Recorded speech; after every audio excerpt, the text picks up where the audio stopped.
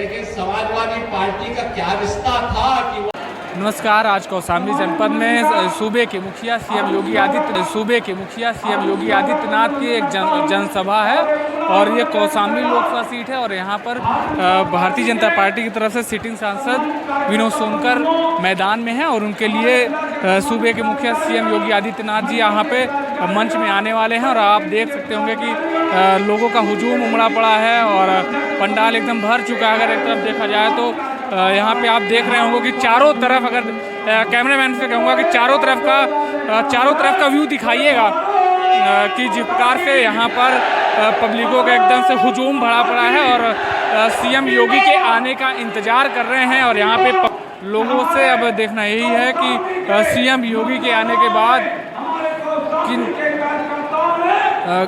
2024 के लोकसभा चुनाव को लेकर के बीजेपी कितनी मजबूती से चुनाव लड़ रही है, क्योंकि यहाँ पे सीएम योगी के आने के बाद कहीं न कहीं माहौल बदलने की तैयारी है। लेकिन अगर आपको बता दें कि 16 मई के दिन एक तरफ कौशाम्बी में पूर्व मुख्यमंत्री अखिलेश यादव की भी एक जनसभा है, वो मुश्किल से यहाँ से 5 किलोमीटर की दूरी पे है, 5 से 6 किलोमीटर की दूरी पे है।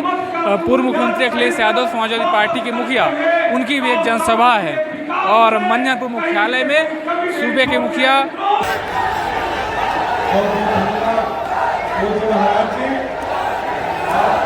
नहीं लगने देना है। ये जजिया करता मतलब आपके बाप दादों की कमाई,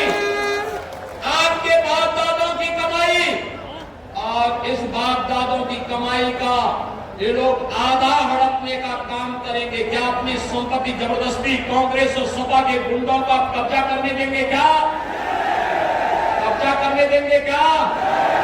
पता ही नहीं।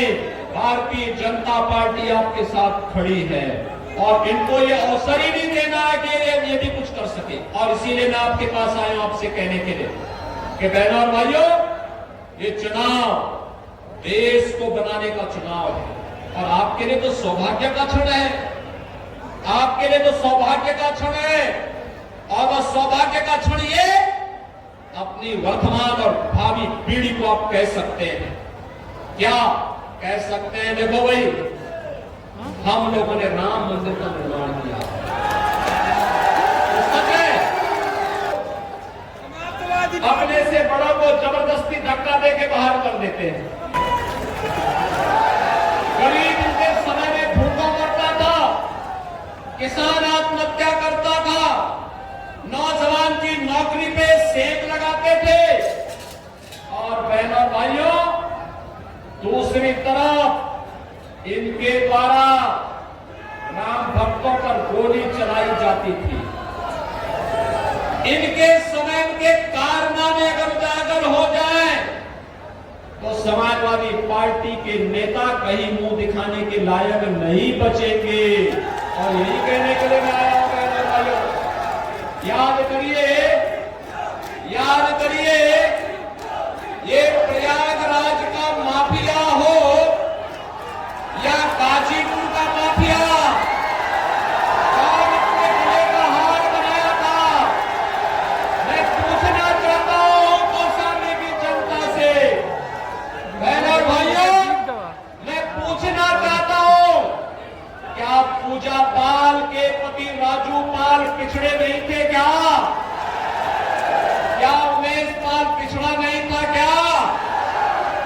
लेकिन समाजवादी पार्टी का क्या रिश्ता था कि वहां इन लोगों को राजू पाल के लिए, उमेश पाल के लिए और इन माफियाओं के द्वारा मारे गए सैकड़ों लोगों के प्रति, वो निषाद जाति के भी थे, पटेल जाति के भी थे, ब्राह्मण भी थे, ठाकुर भी थे, अन्य सभी जातियों से थे। कोई खटिक था, कोई अनुसूचित जाति था, अलग अलग जाति के थे। इनके मरने पर समाजवादी पार्टी की संवेदना इन परिवारों के प्रति नहीं होती थी, इनकी संवेदना तो उन माफियाओं के प्रति होती थी।